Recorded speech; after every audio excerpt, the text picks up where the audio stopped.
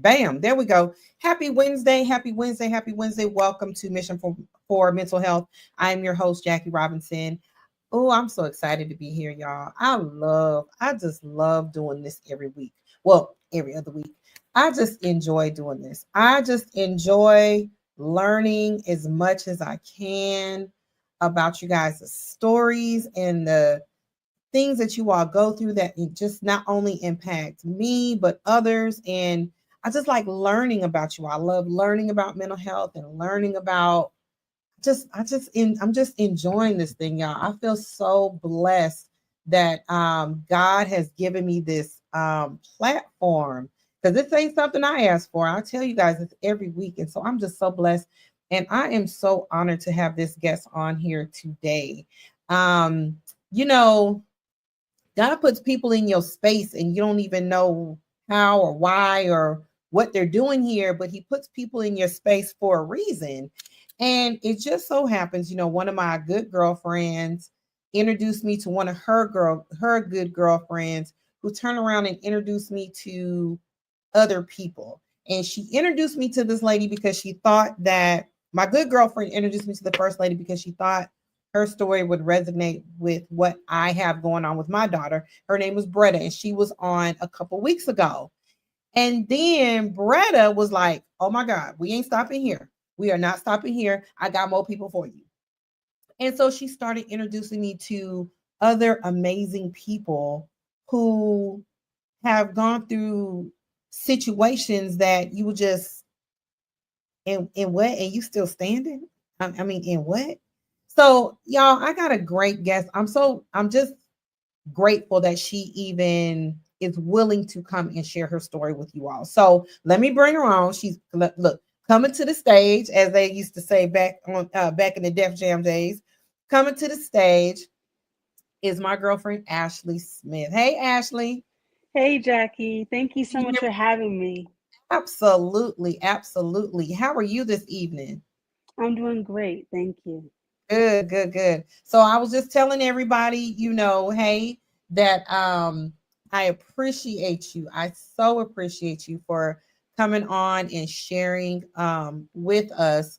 I'm gonna read your bio and then we're just gonna dive in, okay? It ain't but an hour Okay. show, and the hour goes by like so fast. So I'm gonna read your bio so they get an understanding of who you are, and we're just gonna dive on in. Thank you, Karen. I worked a little bit on that intro. I did it myself.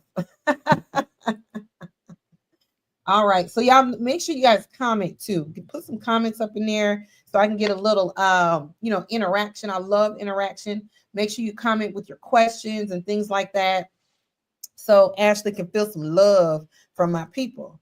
All right. So let me pull her.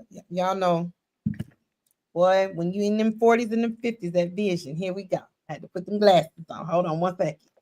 All right. Uh All right, Ashley. Ashley Smith is a dynamic nonfiction author and book coach. She can help y'all write y'all books. All y'all that been sitting up here talking about, I want to write a book. I want to write a book. Well, you got a coach. She's a live coach for you right here. She self-published 7 books that emphasize inspiration, prayer, and hope for recovery. Ashley is a blogger and a mental health fighter. Her blog, Overcoming Schizophrenia, was established in 2008. Ashley's story was featured in the Janssen Pharmaceuticals documentary, Living with Schizophrenia, A Call for Hope and Recovery. And that was in 2011, or there's 2 different shows. That was one documentary back in 2011. Documentary 2011. She was featured on CNN. Yeah, I got a superstar on here. She was featured on CNN. The Human Factor with Sanjay Gupta. The mental health blogger and advocate served as a state board member for NAMI, Georgia, Inc. Between 2012 and 2014. In 2014, the Georgia Mental Health Consumer Network endorsed Ashley's blog book at their conference, The Year of the Peer. GMHCN purchased 500 copies of What's on My Mind. And that's what I titled this show tonight, y'all. What's on My Mind? Because I just thought it hit. I just thought it fit because I want to know what you got in your, what's on your mind, girl. That I want to know what's on your mind. It was a collection of blog entries from Overcoming Schizophrenia, Volume 1, and distributed a copy to every conference attendee. In addition to that, the prison system placed 2 copies of Ashley's book in Georgia's prison facilities across the state. In 2018, Ashley Smith founded EMM Enterprise, LLC. The mission statement: to meet the writer where they are with innovative ideas, a vision, and skills to create awesome work. Embracing my mind is creating. Embracing my mind is creating. Y'all, embracing my mind is creating. That's a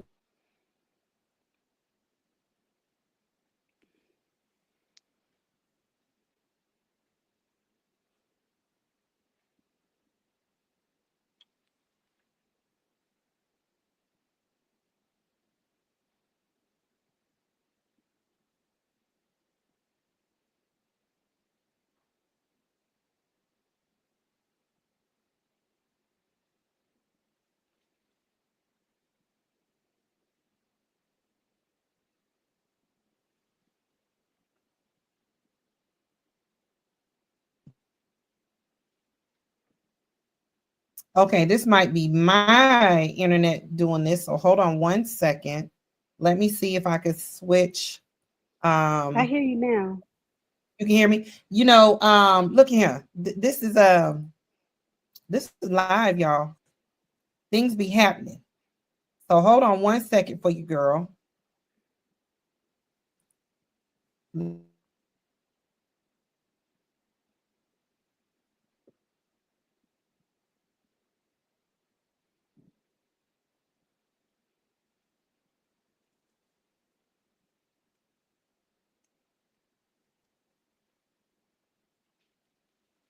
Okay.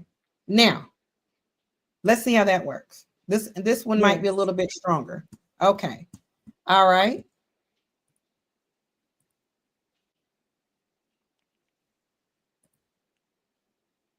Okay. So I was talking about oh goodness, where did I leave off at? Embracing my mind is creating. I thought that was such a profound statement. Ashley facilitated writing workshops inspiring individuals to self-publish. Self-publish, y'all. Self-publish. Y'all can do this yourselves. In 2025, Ashley rekindled her book coaching business, starting In Her Own Ink. In Her Own Ink. This book coach provides writing workshops and book coaching services, equipping authors with the skills to create, finish, keyword, finish, and publish their own works. Publishing is the way to leave our imprint on the world for future generations to admire, learn, and grow, Ashley says. Currently, she serves as the Cures Foundation. Did I say that correctly? Curious, yes. The Cures Foundation Advisory Council. She has been working as a peer counselor known as a certified peer specialist to empower individuals living with mental health conditions since 2012. Ashley resides in Atlanta and with her son and her two dogs. What kind of dogs you got? I have a mixed pit and a mixed pit Argentine dojo. A Big mix. dogs. You got big dogs. Big dogs. You got big babies. Yes. Okay. All right. So yeah, you're welcome. That is a bio for your booty. Now that is a bio. So when you were introduced to me through Miss Bretta, I found your story to be I resonated a lot with your story because of the situation that I have going on with my own daughter. So I was curious. I wanted to just start off. We're just going to start from the beginning. And I just wanted to know how mental health entered your life. Yes, thank you so much for the introduction and just again for having me on your show. Absolutely. Mental health entered my life through a crisis. And I think it happens to enter a lot of people's lives through crisis. I think that's the most common way. Um, First, I was going to university, I was in school, I was doing all these wonderful things. I was on the cross country team, I was working part time, I was a youth coach assistant. The list goes on and on and on. And I couldn't handle the stresses of school. So I took a break. And within a few months, I relocated from Atlanta to San Diego to regroup with family. However, I didn't know what I was dealing with. I thought I was dealing with just common stressors, but it turned out to be something way beyond what I understood and what my family understood was happening. And so, make a long story short, one day I got up and I just left. My family put in a missing persons report, and they later found me in jail. I went from college student to jail. That's Mm. a dramatic shift. That's not me. That's not who I am. I'm not a criminal. I'm not a violent person. I'm not dangerous. Um, but I have a diagnosis called schizophrenia that a lot of people do not understand nor know what it even is. And Correct. so mental health entered my life through this crisis. I had taken a truck from the airport, went on a high-speed chase with the police. I was hospitalized for 5 months and jailed. And during that situation, I learned about my diagnosis. I learned about schizophrenia. I learned about recovery, and the list goes on and on. That was back in 2007. Since then, So I've become an advocate. how old were you? How old were you at that time? I know you were in college, but how old were you at the time? I was 20 years old at the time, and now I'm 20, 38. 20 years old at the time. You were in college, on the track team, the assisting the coaches, great student, loving life, having the typical stressors that most college students have. First time away from home, trying to maintain these grades so you can keep these Pell Grants and scholarships and things like that. Just the typical stressors that college students typically have. But let me ask you this, Ashley. Did you notice anything now that you can sit back and look at it? Did you notice anything odd or any different types of behavior when you were younger than 20? Yes, actually, I do. During the research that I've done over the years, I noticed that I probably had it when I was 16 years old. It just didn't affect my ability to function until I was 20 years old.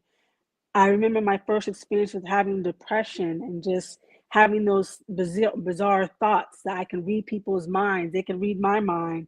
And I was hyper religious at that time. And so, most definitely, I had some symptoms before age 20.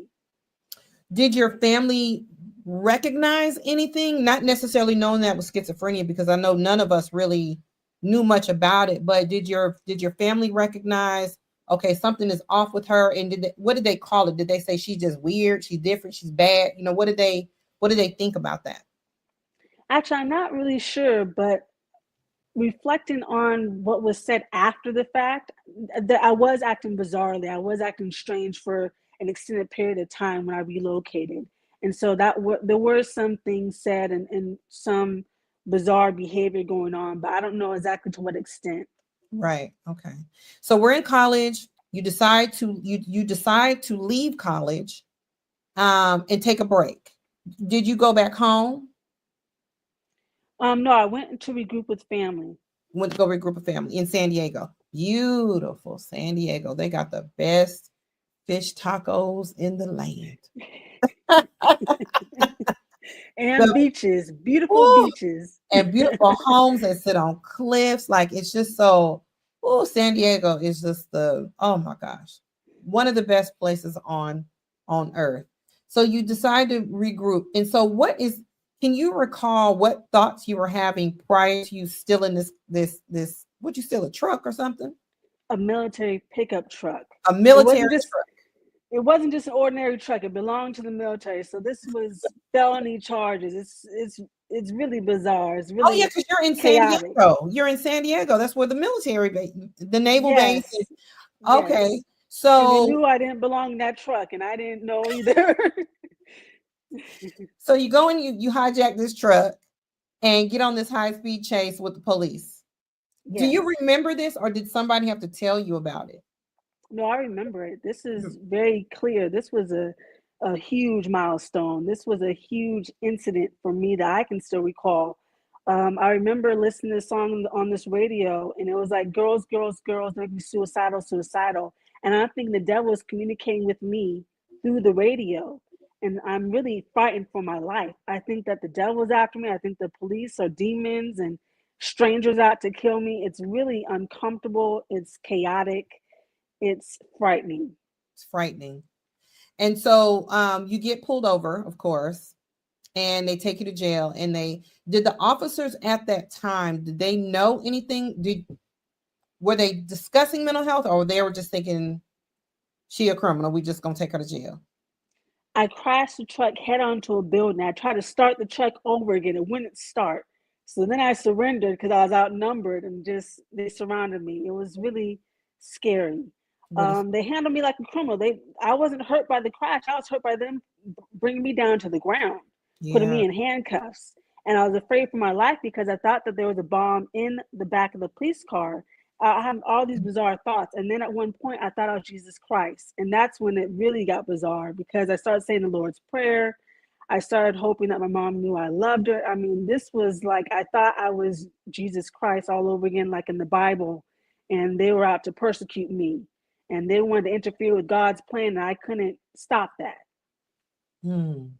So when you went to jail, what was that experience? Because I personally believe people with mental health should not be in jail. I don't think jail serves them properly because a lot of people who work in the facility don't really understand. Especially, everyone knows that I'm in law enforcement, and even when I worked in jails and prisons, I started off in the prison system and then, jails and things like that. I didn't know what that was. I just knew this was a floor that they put. I used to call everybody crazy. This crazy floor. And I used to always work on the crazy floor. I liked working on it. Actually, I liked working on that floor. But I just thought at that time, I just used the word crazy. So I do know how I treated people. I always tried to treat people the way, if one of my own family members was in here, that was just me though. But everyone doesn't operate like me. So what was that experience like being somewhere that you really should not have been? It made me very anxious. I got high anxiety. I wasn't used to being in a unit with other people. I wasn't used to being on a strict schedule, getting up early in the morning, having bed routine and checks. Um, I wasn't used to any of that. I had never had a run in with the law. I never had any Right. issues. I had Right. no reason to experience that. And so when I was hit with this jail time and this experience, it was very uncomfortable, made me very anxious. Yeah. So while you were there, and you're going through your court proceedings and things like that, did they offer like a diversion or a mental health program or anything like that? No, I was actually sent to the psych ward of the jail though. So they put me in a different unit with other individuals who had mental health conditions and who were on medication. Initially, I wasn't on medication, so my symptoms were gradually getting worse. I was deteriorating, and I didn't understand how bad it was. At one point, I was under 100 pounds, less than I was in high school, not eating, not drinking, not moving. I became catatonic. Um, I was hearing things, seeing things. I was not speaking to anybody, so I didn't allow people to help me. It was just a really rough time in my life. Mm. So moving past that, so why when was it when you were released or while you were there that you started to learn about your diagnosis? It was while I was there. They transferred me from the jail to the state hospital. And it Mm-hmm. was there I was forced to go to classes, learn about the importance of medication, learn the plea bargains, and just learn how to manage my life. I learned about, the importance of medication, and my doctor specifically told me, hey, you can go back to school. You can do all these great things as long as you do two things: manage your stress and take your medication. And Mm, so I realized that he really broke it down in simple terms back then. And that gave me a head start on my recovery. okay. And so how does let me ask you this. I don't know if you know this or not. Does diet play a role in mental health at all, do you think? I think it can when it comes to feeling sluggish or lack of motivation or depressed. I think our diet can impact a little bit, but I don't think it can actually deter a brain disorder or stop the symptoms from coming or worsening. But it Okay. can help boost our depression a little bit. Okay. So you're are you still 20 or are you 21 yet when you get released? I'm 21 when I get released. Yeah, I spent 5 months in the jail and the state hospital. I spent my 21st birthday there. So I remember that too, unfortunately. So what does it look like when you come home? I stayed home just a little bit, and I'm wanting to be more independent. And so I go into a personal care home. Me and my mother and my family made a decision that I was going to go into personal care home. My family did not want me going into personal care home, but I wanted to be more independent. And so I did go there, and I participated in a youth program for young adults with mental illness and substance abuse. You were diagnosed while you were in the hospital, correct? Yes, with paranoid Okay, schizophrenia. paranoid schizophrenia. So, can you explain what is paranoid schizophrenia the only diagnosis, or do you have a dual diagnosis? It changed over the years. Now I have schizoaffective disorder, which is schizophrenia and bipolar and depression Oh, together. can you explain what paranoid schizophrenia is? Yes, it's characterized by hallucinations, delusions, and a break in reality, not understanding what is real and what is not real. But it's also characterized by a whole wide range of other symptoms: anxiety, mood swings, delusions, not having false beliefs, believing that someone's out to kill us, poison us, believing we're Jesus Christ, the CIA is spying on us. These are all symptoms of schizophrenia, but it's not limited there. Those are just a few of the common symptoms. Okay. And so, um, you're in the so you're diagnosed with paranoid schizophrenia at that time. That's the only diagnosis. Yes. And you're in the group home. Your family wanted you to stay with them, but you're like, no, I want to be more independent. You didn't think they was going to allow you to be independent? No, they actually did allow me. We made a decision together. And I Okay, thought that was very good because that was allowing me to take ownership of my recovery at that point. And that was that's that very was very smart. healthy. That was smart. Are you still in San Diego at that time? Yes, I was. And then Okay, I went back to Atlanta later on, about a year or two later. okay. So we moved to Atlanta and we're what, Mhm. 23, 24? Yep, 2022, somewhere in that ballpark. Yeah, 23. Are you a parent at that time? No, Okay. I'm a baby in recovery, so I'm still learning my diagnosis. I'm barely on health insurance, so I'm learning how to maneuver the system and get my medication. I'm just starting support groups, and I'm getting involved in recovery. Those are my baby steps. Mm-hmm. So when you came to Atlanta, you had to literally start all over looking for support groups, insurance, and things like that, jobs. Were you able to work? No, I wasn't able to work at this point. At this point, I actually decided to go back and volunteer. And so I volunteered with NAMI, the National Alliance on Mental Illness. And it was there that I learned even more about my diagnosis. And I got the peer support that I had in San Diego with other peers and individuals living with the diagnosis. And so it was very empowering experience. And I highly recommend other people to volunteer with NAMI or to go through their trainings or their support groups because they have so much to offer. Yes. Everyone talks about now. Everybody in the mental health community talks about NAMI. And they really do great things. So working with NAMI, they're giving you the resources that you need to try to sustain on your own. Yes, they helped out a lot. They did give resources. They gave a lot of classes. I actually became a group facilitator of a support group. I later became a state trainer for their programs. I mean, they have so many classes.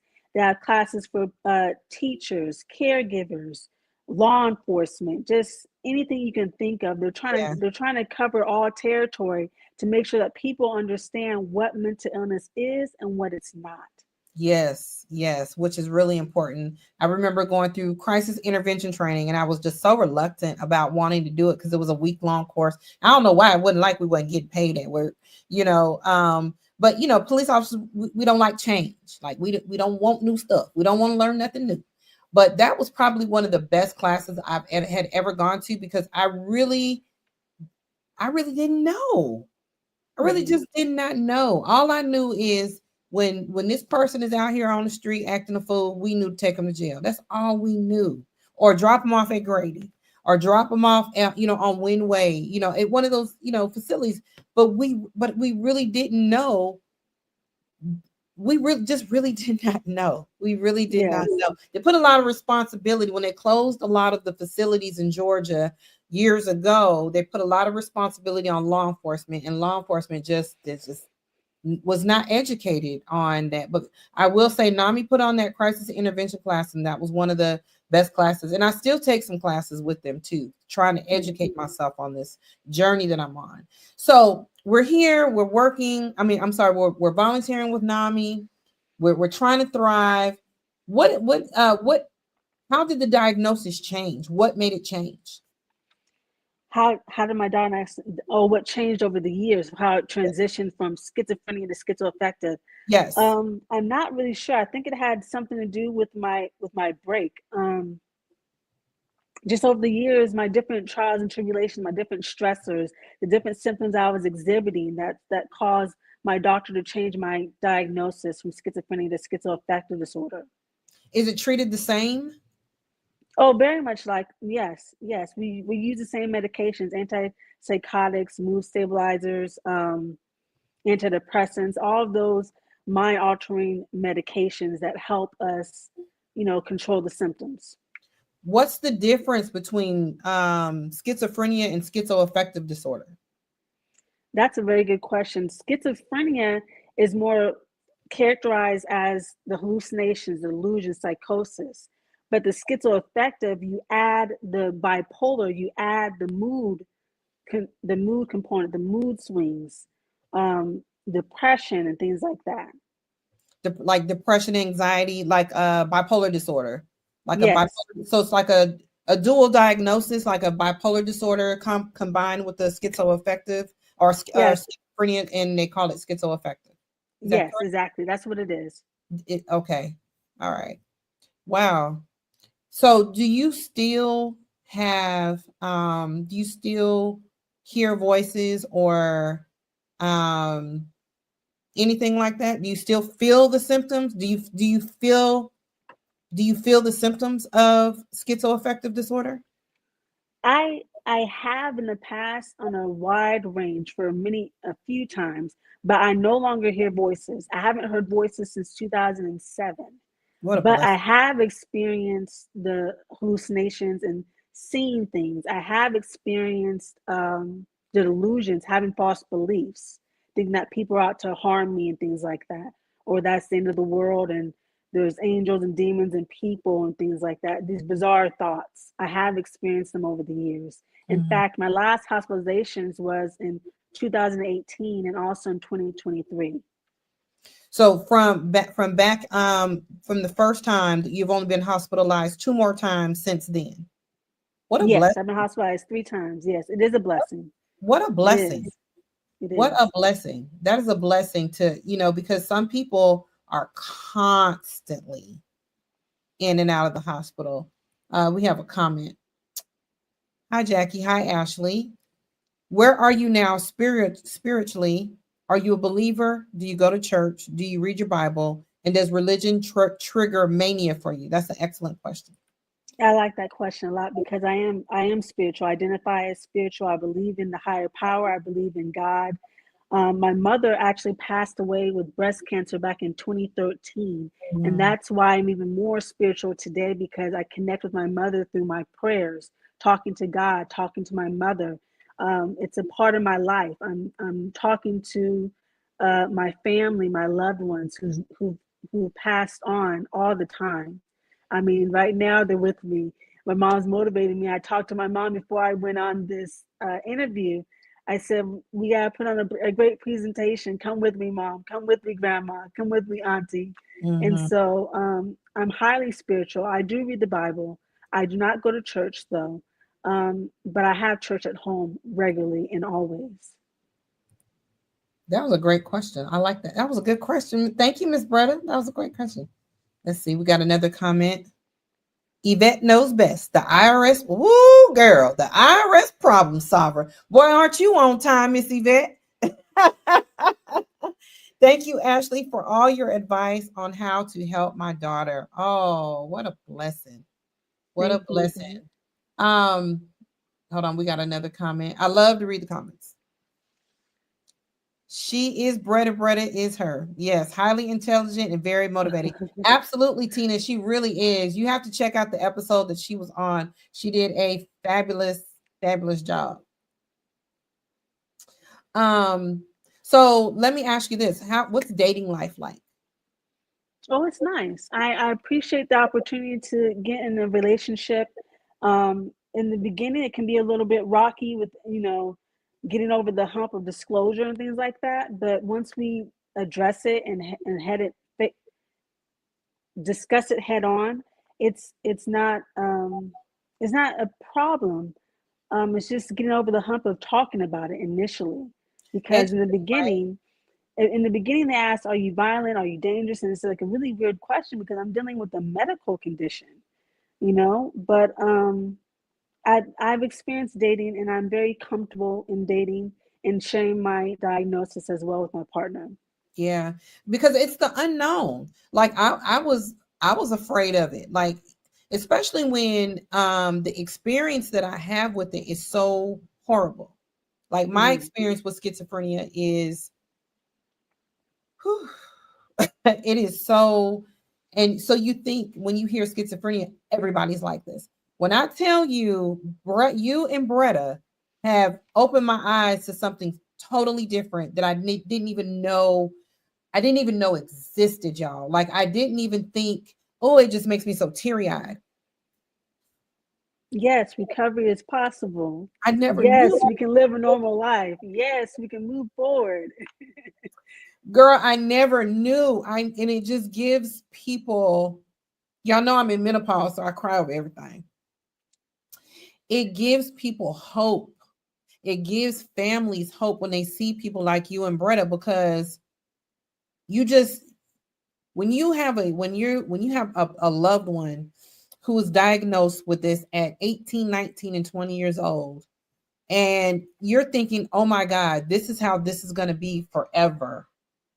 You never knew, if you don't see people with this diagnosis and see how they're thriving, you would never know that there was hope. It feels like it just feels like the worst thing that can ever, and it's not the worst thing, but it feels like fighting with someone who thinks you're trying to help them, but they think you're trying to kill them, or we're the loved ones, but you say the meanest things and do the most cruel things and the most disrespectful things to the ones who are caring for you for whatever reason, because I don't know what you're thinking, and telling them, you think this is, oh my God, this is what I got to deal with for the rest for this is it. So when I meet somebody like you and Bretta and C, and even Dr. Crystal, who's gonna come on, you mean to tell me when Bretta told me, it was either you or Bretta told me it's a group, what you mean a group? It's a group. Yes, there's a lot of us. There's a lot of us thriving. Like that thrive. Are you serious? Man, it just gives people so much hope. When I was talking about y'all, people were like, what? And for me, it's not the end for my daughter. It's just we're in this storm right now. And at some point I'm hoping that she will end up like you all and accept, hey, this is what God dealt me. This is the card that was dealt to me. Just like someone with diabetes, or someone with a heart condition, someone with, whatever, messed up kidneys, or whatever the case may be. This was the card that was dealt. Cancer, this is the card that was dealt. Yes. And so dating is possible. Dating has been nice. Dating is possible. Yes. What about family and your baby? How old is your baby now? My son is 13 years old. 13. Yeah, he's a big boy now. He's a big boy. He's a big boy. So I guess I can call him the baby, the young man. Your young man. So how has your young man learned to maneuver in this situation? Does he know, first off, does he even know what schizophrenia is? Does he know his mom has this diagnosis? Does he know any of that? Yes, he does know that I have a diagnosis called schizophrenia. In fact, he overhears me in my conversations, or when I'm thinking about writing books and things like that. And so he is familiar with the recovery side of schizophrenia. He's not so much understanding of the other side of what it can look like in crisis mode. And so sometimes I have to correct him and say, hey, don't tell your teacher that I have schizophrenia. I have to protect him and redirect him, because he doesn't understand the stigma behind it. But he does know that I have a diagnosis called schizophrenia. Yes. Yeah. And how's your family feeling about the diagnosis and your progress and things like that? My family is a huge support to me. Everybody is on board. My parents, my stepfather, my sister, everyone is learning more about the diagnosis. They're rooting for me. They're watching me right now, and just loving on me and helping me along my journey. Yeah. And that helps a lot too when you have family support. So I do remember seeing, being out on the road, and it's been a long time since I've been out there. They're just homeless, and I don't know if it's homeless by choice or if it's homeless because family can't take it anymore. And I understand what it feels like when you can't take it anymore. So, it helps a lot when you have support. Now, and Bretta was saying the same thing when her and her sister was on about the support system. Mm-hmm. Mm-hmm. Yes, I talk to my sister regularly. We check in all the time, and I really appreciate her for just, we're like, how's the day going? How's the work day?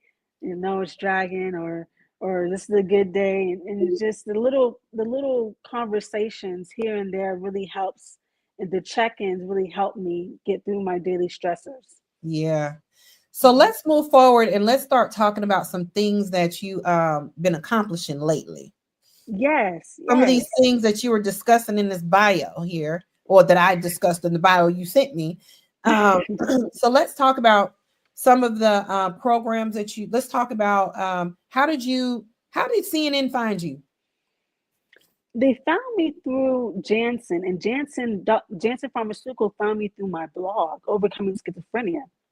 I started my blog, Overcoming Schizophrenia, back in 2008, and it's nice. I love sharing my story. I just love being able to share what it is on a good day, what it is on a bad day, and things like that. And so I'm just been very grateful to maintain my blog as long as I have. Did the blog start off like just maybe journaling? Yeah, so I actually started the blog anonymously. I did not attach my name to it. So I was very, very open about my diagnosis, very open about my experiences because I didn't have my name on the blog. And so eventually I broke through the self stigma and I attached my name onto the blog later on. Mm-hmm. And you were on, let's see, you were on another show as well. Yes, I was on Janssen Pharmaceuticals documentary Living with Schizophrenia. Mm-hmm. I'm one of 3 stories on that documentary. It's great. It talks about me, it talks about Josh, it talks about Rebecca, and we're all living in recovery with schizophrenia and how we're thriving in recovery. I Right. love that documentary. It was a great experience. Um, Today, I'm actually a part of the Cures Foundation, where I share my recovery experience and I offer advice and support to other individuals and families going through crises, going through daily challenges like me, just regular things, and I just give input. And it's a whole board of us, an advisory council, and it's a really nice experience. I Good. love helping people. Good. Good. And it's needed because people need the support, right? Do you find that is this a is this a black thing? Is this a black thing? Yes, it's every culture. This is affecting everybody. Yeah. It's unfortunate that we don't like to talk about things like this, but it's affecting black, white, everybody. And it's sad when we feel like we can't talk about it, or we can't talk about it with our families, or we can't talk about it with anybody. That's the worst part about it. And so I'm glad that I've attached my name to my blog so that people can see I'm an African American woman and that I'm thriving in this despite this condition, because Hmm. there wasn't a lot of people like me when I first was diagnosed. In fact, I didn't have a lot of mentors or other people to lean on. I looked at what's that movie, Out of the Darkness, with Diana Ross, and that was my mentor. That was the one I can connect with because our story was similar. She had a diagnosis. She had dropped out of school. She was dating, and it was just a great story for television. Out of the Darkness. Out of the darkness. I have to remember that. Um, yeah, I was just wondering, like, do we see do yeah, when you all are in these groups, support groups and things like that, or do you see us? Is it, or I mean, I know I just wanted to hear you say it, but I know this diagnosis goes across the board. Everybody gets it. There's no one is Mhm. immune from it. Yes. But do you see black people receiving the support they need? Yes, I do. I Good. do. But I also see the challenges behind it. Um, we don't, when people are first diagnosed, we don't know what to do. We don't know where to go. We don't know how to find medication when you don't have the insurance. And so it's really a hard system to maneuver. And so I've been fortunate to go with NAMI and learn some resources firsthand from people who have been through what I've been through and things of that nature. So I really do like sharing my story so that people can understand and find a way to get help. You know, Right. to contact the crisis hotline 988, to ask for a CIT officer, crisis intervention team trained officer, things like that. Hmm. Insurance is a big thing. Yes, Um, I've yes. heard that quite a bit. Um, Receiving treatment can be challenging when you don't have health insurance. Yes, yes, and there's a few ways around that. There's patient assistance programs where you provide information about your income and your household, and then the doctor will sign you up for the medication through the pharmaceutical company. So there are alternatives, but sometimes if you don't know about them, you're not going to know where to find them, things like that. So, Right. um, yeah, I've had to go through that myself. I'm gonna have to start promoting that because I want people to be able to receive the services that they need, receive their medication. Yes, I don't want yes, them, I don't want them cutting their pills in half because hmm, they're scared they're gonna run out. yes, Don't know when they're gonna get the next refill. Absolutely, absolutely. Not taking your medication will throw you in crisis. Like, yes. yeah, And some of the signs that we're going in crisis are not sleeping well. We think we take it for granted when we get a little bit of sleep, but sometimes that can be a major trigger and a major sign that we're falling off or getting off balance.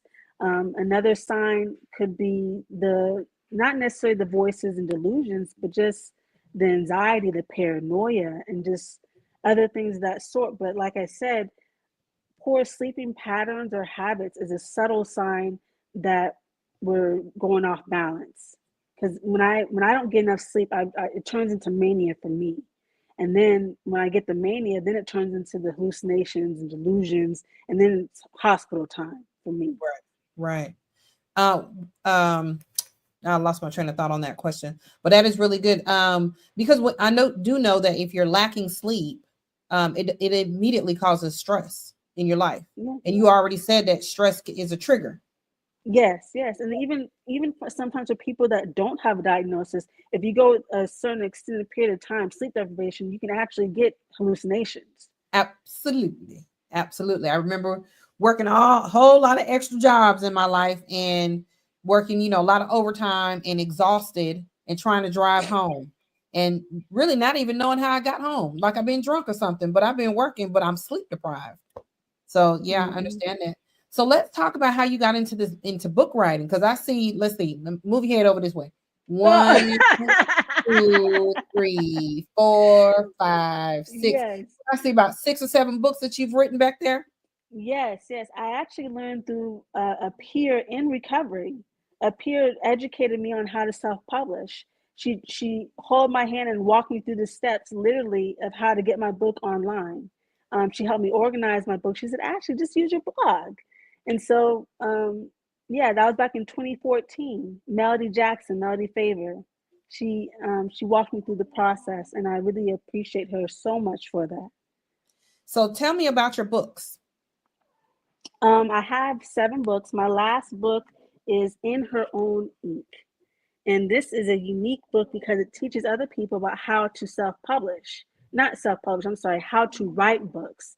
And it's really unique in that I interview 5 other authors on how they get over writer's block, how they edit their work and things like that. And so it's not just me talking, it's other authors chiming in and giving advice and support and strategies. On how to write a book. Yes. Yeah, I was talking to a good girlfriend of mine, and yeah, she wanted to she needed some advice on how to write a book. I might need to connect you with her. Actually, Yes. I have several girlfriends who are writing books. So yeah, so Good. that's a good that's a good connection. Um Tell me about it. In her was it in her head, in her In her mind, in her own ink. In in her her own ink. That's the new one. But you have Yes. another one. You got another one. Yes, my other one was controlling the weight of depression. Tell And me about this one is it was so hard overcoming my depression. I've been tweaking my medication with my doctor for years, and now I'm in a good space. I'm so grateful I'm in a better place. But I mean, before it was just I wouldn't feel like talking. Um, it was a weight. I I I would get up and change my clothes before my son got home, so he wouldn't see that I didn't change or anything like that. It was pretty bad depression. I had it for years. But yeah, but fortunately, I've overcome that. I talk about the different coping skills that I've used along the way. Some of my coping skills to manage my depression is not only the medication, but also keeping a journal. I call it a realistic journal, where I identify everything that I've accomplished for the day. I did my hygiene, I checked my email, I went for a walk, I rested, all that self care stuff. And so that has really helped me look at the things I've done for myself, opposed to looking at things to do list that's overwhelming to look at. You know what I mean? Mm-hmm. Mm-hmm. So you did it in reverse, because a lot of times we write down, I got to do this, I got to do that, I got to do this, I got to Yes, do that. You did it in reverse. I did this, I did that, I did this. So that way you're not beating yourself up because you couldn't finish it. exactly. I got to do this, I got to do that. You're not beating yourself up because you didn't finish your list. Yes, Yeah, exactly, exactly. yes. And I have Uh, another one. This one right here, Coping Takes Work. This talks a lot about the benefits of therapy. I love it because, I mean, I don't think that people really understand what therapy is. And therapy is about problem solving, it's about learning more coping skills that are practical for us, mm-hmm. not just what someone else did over there, or anything like that, but what works for you. And Right. so that's what I talk about in Coping Takes Work, about the benefits of therapy, how it helps the whole person, and just a array of coping skills that will work, practical coping skills. Yeah. Therapy is important, but therapy goes along with medication, correct? Yes, yes, Therapy gives you the tools that you need to help you go through the situations that you're facing in your life. exactly, But when you exactly. I didn't start feeling the depression coming on, you have coping skills to uh counteract that. mhm, mhm, mhm. Exactly. Yeah. Yeah. Therapy, I think everybody needs a therapist. Yeah, I agree. I agree. I love it. I appreciate Everybody. it so much. They need to get paid more, and we need more of them. But everybody should have a therapist. I mean, that's just what I think, I don't know. I don't know. What's in your mind? Yes, what's on my mind? I have 4 blog books, What's on my mind. Um, and so that's what they're called, volume 1, volume 2, volume 3, 4. And so I go based on the articles from my blog, Overcoming Schizophrenia, and I love to share my story. I love to give the tips that I've used over the years that are helping me manage from day to day, because I didn't just wake up like this. I didn't just have a great day. I do things. I do a lot of coping skills to manage, and I'm very proud of myself and what I've done to accomplish this level of recovery that I have today. What does Ashley's future look like to Ashley? Ooh, definitely more books, um, taking care of my family, um, mentoring and coaching others who are in recovery, and caregivers, giving them support that they need, and just continuing to do these talks. I love sharing my experience. I love to give back. I love working with individuals that have diagnoses like myself, and just motivating them to be the best that they can be, and to go back to work or do whatever it is that they want to do. Yeah. Yeah, schizophrenia is a difficult thing, but I am so honored that you and Bretta shared with me and educated me and enlightened me to let me know, yes, it's a difficult thing, but it is a thing that you can live with. You can Yes, live and you can thrive.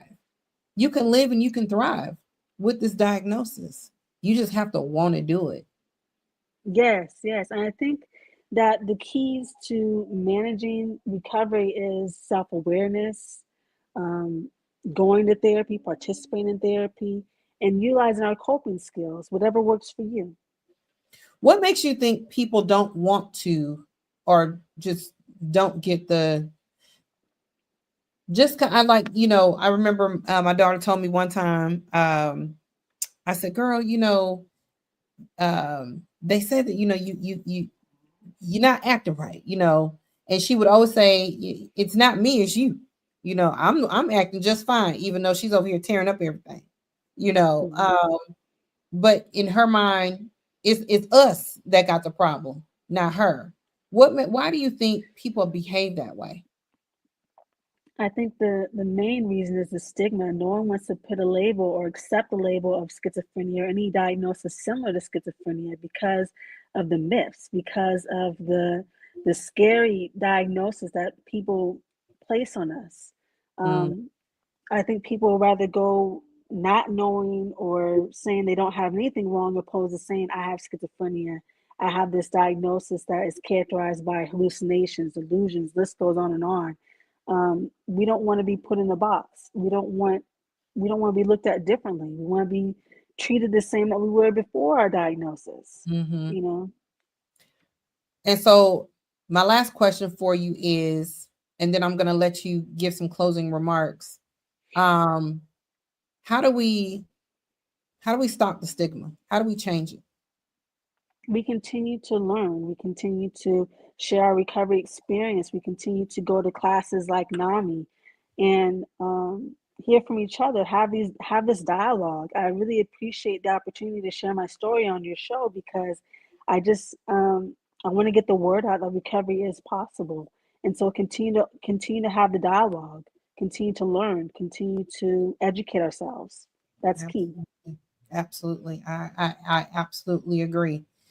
Um, I like this, and I copied this because I like this statement that you said. Publishing is the way to leave our imprint on the world for future generations to admire, learn, and grow. Um, where did this come about? What made you say this? Yes, I'm just so excited about self-publishing. I love to write. I love to help other people get their stories off the ground. And it's just a great experience. I think that everyone has a story and everyone should share it if they really want to. And it's possible through avenues like Amazon and things of that sort. Yep, It's very much attainable. yep. When I read this, I was like, everybody does have, and everyone has the ability to leave an imprint on the world, on how a legacy. Everyone has the ability to leave a legacy to the world. It just depends on how you want to do it, in a good way or a bad way or whatever. But I think everyone has that. Even if you choose not to write a book, everyone has an ability to leave an imprint for future Yes. generations, right? I love that when you said that.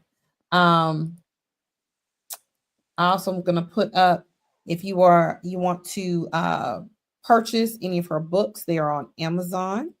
Yes, Amazon.com/author/Smith Ashley. Again, if you want to purchase my books on my Amazon page, it's Amazon.com/author/Smith Ashley, or visit my blog, Overcoming Schizophrenia, to learn more about my personal experience and how I'm managing it. Yeah, she has a publishing company. Yes, In Her Mm. Own Ink Publishing. I'm going to start again the writing workshops. And then also, I thank you so much, Jackie. she got Facebook, y'all, Yes. LinkedIn, her phone number, and her email. Yes, my email. If you want to reach me directly, it's ashleysmith6082@gmail.com. Again, my email is ashleysmith6082@gmail.com. If you want to reach me directly, I am reachable. I do Absolutely. talk back. Talks back, y'all. She does. I mean, she responded like that when Bretta sent that little group link. She was like, she responds, y'all. Do you Thank have you. closing remarks? Yes, yes. For caregivers, I commend you so much. Please continue to keep hope alive. Continue to stay close to your loved ones and to fight. We need you. To individuals who are newly diagnosed, do not give up. Medication may be hard to find, but keep on looking because recovery is so attainable.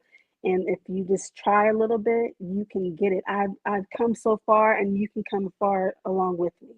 And yeah, and just continue to take your medication and manage your stress. You know,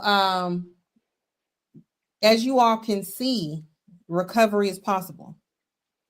I didn't believe it till I saw it for myself. Now I've given y'all 2 weeks of two separate individuals with two separate stories, similar diagnosis, and they're both in recovery, and they're both doing amazing things. So it is possible, y'all. It is possible. So don't give up. Don't give up on your loved ones. Don't give up on your family. And if it's you, don't give up on yourself because the help is there. NAMI is excellent, is an excellent resource to use. I always tell people, you know, if you're experiencing a mental health crisis, you can call or text 988. Um, you can also do the chat with a mental health professional at 988lifeline.org. You do not have to suffer by yourself. This help is here. Take advantage of it. Or shoot, I keep telling y'all know I ain't no doctor or nothing like that, but y'all treat me like I am. If you just need to talk, you need somebody just listen. I can do that. Just call me. I can listen. I do this every other Wednesday, y'all. This is something that God gave me, a task. It's not the task I asked for. I tell everybody I just wanted to be Wendy Williams and be funny, but God said no. You're gonna educate my people. You are going to take some time and you are going to learn about something important and something to share and not be messy. So you're going to educate my people about mental health and how to take care of themselves. And so this is what God asked me to do, but I can't do it by myself. So I need y'all. I need your help. So those of you if it's your first time watching, please subscribe, like, and share to the channel. Subscribe, like, and share. That's what they need you to do. If you're watching on YouTube, hit that like button. You can follow me on all my social medias. I'm on Facebook and Instagram at Mission for Mental Health, and Mission for Mental Health 1 is the personal one. Mission for Mental Health is the business one. I'm just on there. Just all you got to do is find me, Jackie Robinson. Let me know. If you would like to be a guest on the show, just let me know. If you know someone that would like to be a guest on the show, just let me know. I would love to have them. Everyone has a story, and you just never know who's watching you. You know, I was told when I first started this thing, healing is in the conversations. That's how we heal, y'all. Yes. That's how we heal. Healing is in the conversation. So we got to have them. Somebody may watch your story and realize, oh my God, if they do it, I can do it too. I will see you all. I appreciate you all for giving me an hour of your time. Ashley, I appreciate you. I'm going to close out the show. I just want you to stand by for me. Don't hang up or anything like that. Just stand by. I will see you all, not next week, but the following week, because you know I can only do this thing every other Wednesday. But I do appreciate you guys, and I will see you all soon. You guys have a blessed week. Stay safe, stay dry, and all that good stuff. And I will talk to you later. Bye-bye.